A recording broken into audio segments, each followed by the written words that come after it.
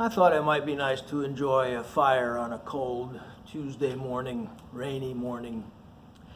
You may have noticed that we've been working our way through the minor prophets in our little thoughts for the day. They are called minor prophets not because they were under 18 years old, nor are they minor prophets because their message is not that important. They're called minor prophets simply because their books are shorter than the major prophets. Obadiah is one of the shortest of the minor prophets.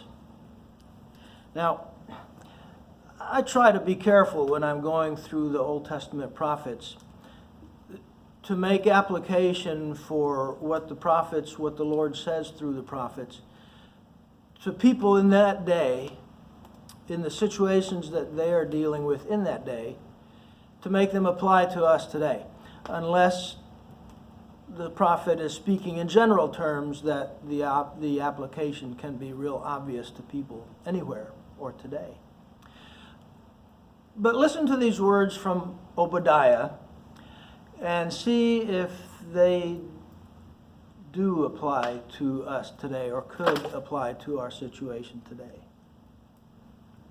This is from Obadiah chapter 1. There is only one chapter. Verses 2 and 3 and 4. Behold, I will make you small among the nations. You are greatly despised.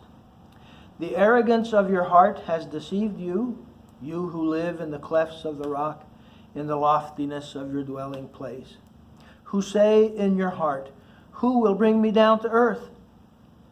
Though you build high like the eagle, though you set your nest among the stars, from there I will bring you down, declares the Lord.